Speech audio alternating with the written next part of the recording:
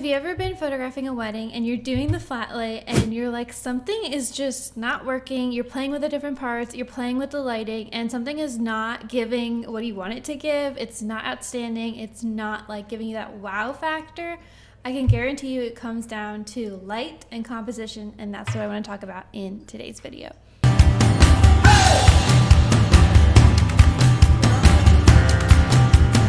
If you're a wedding photographer too, this YouTube channel is for you. I make YouTube videos for wedding photographers, so if you haven't already, make sure to hit that subscribe button and let's get into the video. Flat lays themselves are super important, and as a wedding photographer myself, I've been able to elevate my portfolio and book higher end weddings just from elevating my flat lay game alone. Now, the number one most important thing above your camera gear and your styling kit above all else when it comes to flat lays is actually lighting. And so when it comes to lighting on a wedding day, especially with the flat lays, we have really two different kinds of light that you can choose from. There's natural light and what I'm calling artificial light. Natural light is anything coming from outside or through the windows, or if you're actually outside itself. And natural light is my number one choice of lighting for flat lays because it's a lot easier than an artificial light and it's faster. So you guys know on a wedding day things get really hectic and the hustle and bustle of it all gets really, the easier things can be, the better. So what I'd like to do first is try and find good window light. Now, where photographers mess up, and the key to using natural light is to the shadows that the natural light is making. So just because you find a window doesn't mean that it's a good window and that there's good light coming from it. If there is good light coming through the window, you need to pay attention to where, if it's like multiple windows, where the light is coming in and where it's casting a shadow. Try to minimize the shadows as much as possible in a way that the shadow casting on the back of the flat lay. So if you have a flat lay laid out, the top part is the only part that is casting a shadow, because that would be the end of the frame. Option for lighting is artificial light. So when I say artificial, I mean something that you have created or made, and there's so many different kinds of artificial light. So where this would come in hand is if you're at a wedding that is just so dark, or your wedding is in the basement somehow, or some reason you can't find natural light. And actually the only time I've ever actually had to do this was actually once last year. Myself and the wedding group and the second photographer were all running about 2 or 3 hours behind to a wedding because there was a hurricane and we all had to go over a certain bridge.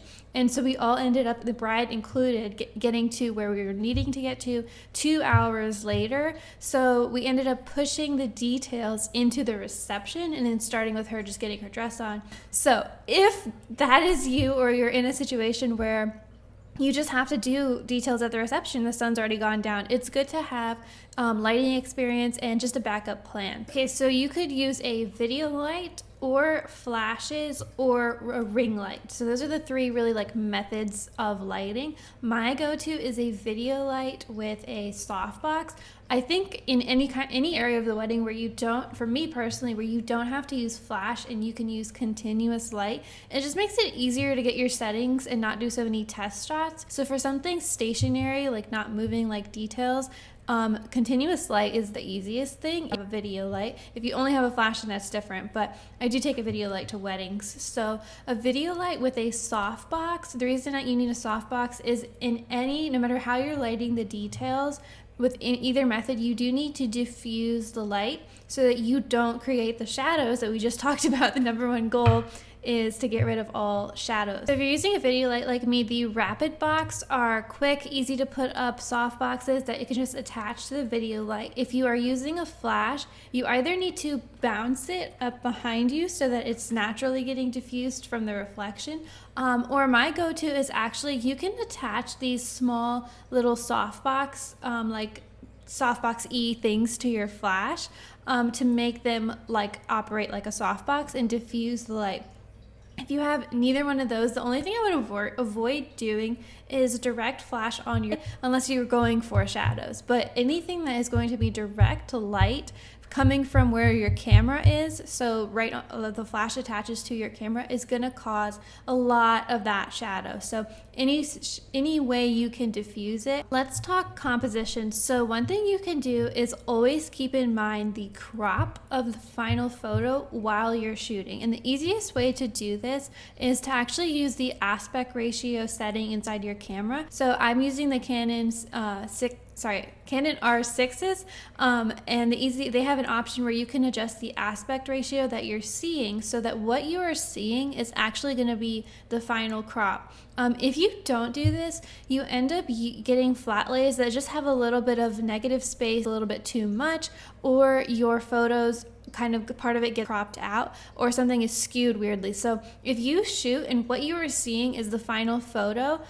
you'll get a lot better results. Why this is super important for flat lays is because what you see when you look down on a flat lay, usually you're not standing completely over top of it, you're always standing at the front of it. So it's actually really hard for you to see what it looks like as the final image. The best way to get composition is to take a picture, from that center angle, and then see how the space is actually looking. So from looking at the picture at the back of your camera, you can decide to move things to fill that space that's actually showing up on camera, because it's different than what your eye is actually.